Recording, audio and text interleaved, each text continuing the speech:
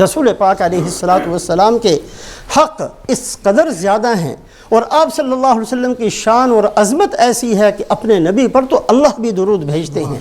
رسول پاک علیہ الصلاۃ والسلام پر درود پڑھنے کی کثرت کرنا، اور جب بھی آپ صلی اللہ علیہ وسلم کا ذکر مبارک آئے صلی اللہ علیہ وسلم، یہ جملہ ضرور کہنے والا بھی کہے اور سننے والا بھی کہے، یہ آپ صلی اللہ علیہ وسلم کی ذات پر درود پڑھنا۔ جو ایک دفعہ درود شریف پڑھتا ہے اللہ 10 رحمتیں بھیجتے ہیں، 10 گناہوں کو معاف کرتے ہیں، 10 درجات کو بلند فرماتے ہیں۔ درود شریف کی وجہ سے تو بہت ساری فضیلتیں ہیں، ایک خاص فضیلت آج کی اس مجلس میں سامنے رکھی جائے۔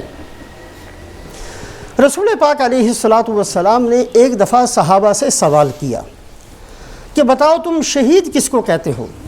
صحابہ نے کہا یا رسول اللہ، شہید وہ ہے جو میدان جنگ میں چلا جائے اور اپنی جان کی پرواہ نہ کرے اور دین کی سربلندی کے لیے اپنے خون کو اللہ کے راستے میں بہا دے، وہ شہید ہے۔ فرمایا کہ اگر صرف اسی کو شہید سمجھو گے تو میری امت کے شہید تو بہت تھوڑے ہو جائیں گے۔ اور اس کے بعد آپ صلی اللہ علیہ وسلم نے اور بھی بہت سارے بندوں کو، جن کو دنیا کے اندر تو شہادت نہیں کہی جائے گی لیکن آخرت کے اندر ان کو اللہ شہید کا درجہ دیں گے۔ دنیا کے اندر جو شہادت نہیں کہی جائے گی وہ اس لیے کہ شہید جو میدان جنگ کے اندر کسی کافر کے ہاتھ سے مارا جائے اور دین کی سربلندی کے لیے مارا جائے، اس کا خون بہہ جائے، اس کے لیے حکم یہ ہے کہ اس کو غسل نہیں دیا جاتا،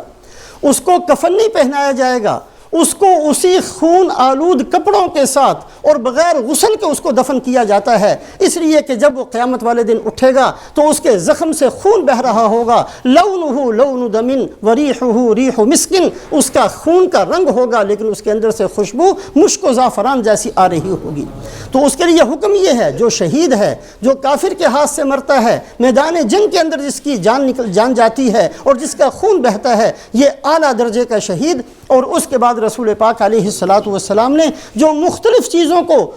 مختلف کام کرنے والوں کو شہید فرمایا کہ قیامت والے دن اللہ ان کو بھی شہداء کے ساتھ ملا دیں گے۔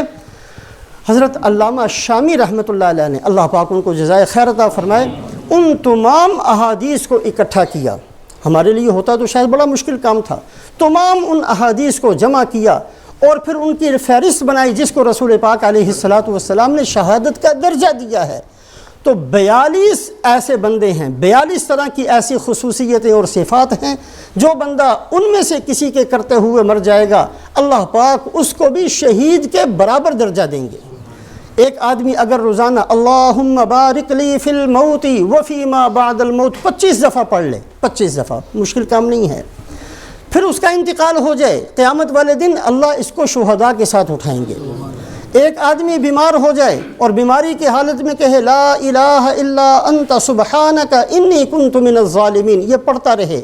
پھر اس بیماری سے اس کو صحت نہ ملے اور اسی بیماری کے اندر اس کا انتقال ہو جائے، قیامت والے دن اللہ اس کو شہید کے برابر اٹھائیں گے، شہید کا درجہ اس کو نصیب فرمائیں گے۔ ایک عورت ولادت کے وقت میں، بچے کی پیدائش کے وقت میں اس کا انتقال ہو جائے، اس عورت کو اللہ پاک شہادت کا درجہ نصیب فرمائیں گے۔ اور اسی طریقے سے کسی کے اوپر چھت گر جائے اور وہ مر جائے، اس کو بھی اللہ شہادت کا درجہ دیں گے۔ کوئی پانی میں ڈوب کر ہلاک ہو جائے، اللہ اس کو بھی شہادت کا درجہ دیں گے۔ جو مظلوم ہو، بے گناہ ہو، کوئی آ کر اس کو مار جائے، اللہ اس کو بھی شہادت کا درجہ دیں گے۔ 42 بندے، 42 طرح کی چیزیں لکھی ہیں، اور اس کے اندر ایک یہ بھی ہے کہ جو پیٹ کی بیماری سے، اسہال ہے، استسقاء ہے، کینسر ہے، یہ وہ ساری بیماریاں اس کے اندر شامل ہیں۔ جو ان بیماریوں میں سے کسی بیماری سے انتقال کر جائے، اللہ پاک اس کو بھی شہداء کے برابر قیامت والے دن اٹھائیں گے اور اس کو بھی شہید کا درجہ دیں گے۔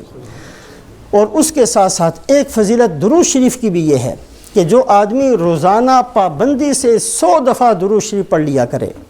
روزانہ پابندی سے 100 مرتبہ جو آدمی درود شریف پڑھتا رہے اپنی زندگی کے اندر، پھر وہ اپنے بستر پر ہی فوت ہو جائے، اللہ پاک قیامت والے دن اس کو بھی شہداء کے درجے میں شہداء کے ساتھ اٹھائیں گے۔ 42 طرح کی چیزیں علامہ شامی رحمۃ اللہ علیہ نے لکھی ہے۔ بیان بائی مولانا Muhammad Aslam, recorded by Zakir Iqbal, Glasgow.